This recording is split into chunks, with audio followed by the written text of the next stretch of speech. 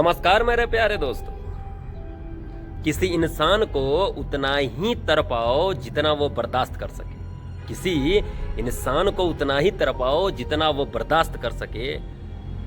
किसी इंसान को उतना ज़्यादा मत तड़पाओ कि वो दुनिया से ही चल बसे। जी हाँ, आपने ठीक सुना कि वो दुनिया से ही चल बसे। ये कहानी एक बच्चे और एक पिता की है।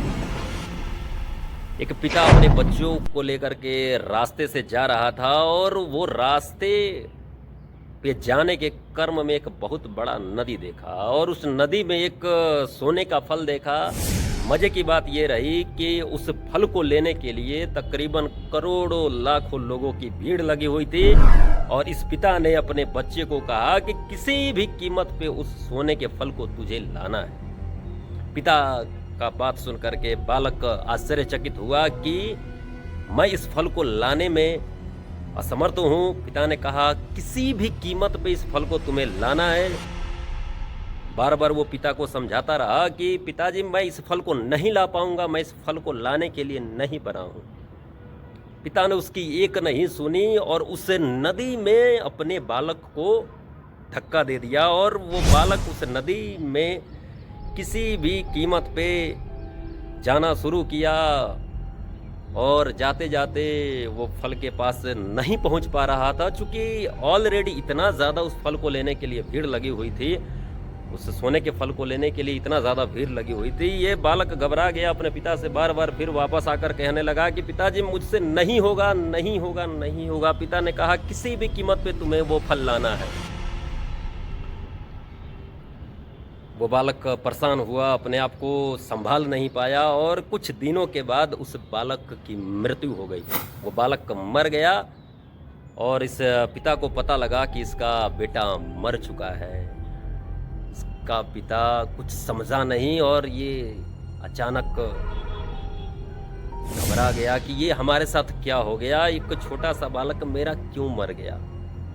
तब तक एक सज्जन व्यक्ति उस पिता को करके कहते हैं कि आपका बालक का डेथ हो गया, इसका रीज़न आप जानते हैं क्या है। उस पिता ने कहा कि मुझे पता नहीं, मैंने तो उस सोने के फल को लेने के लिए जिस तरीके से सारी भीड़ जा रही थी मैंने भी अपने बालक को भेजा।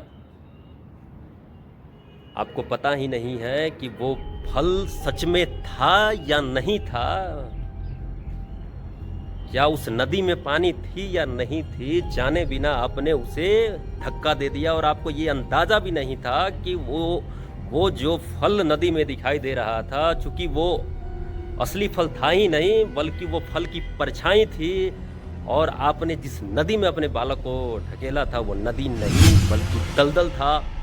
और आजकल उसी प्रकार से अपने बहुत सारे पिता को देखा होगा कि बच्चों को उस दलदल में धकेल रहे हैं कि मेरा बेटा आईएएस बनेगा, मेरा बेटा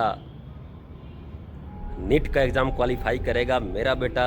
कभी ये पिता नहीं पूछते हैं कि बेटा मेरा क्या करेगा।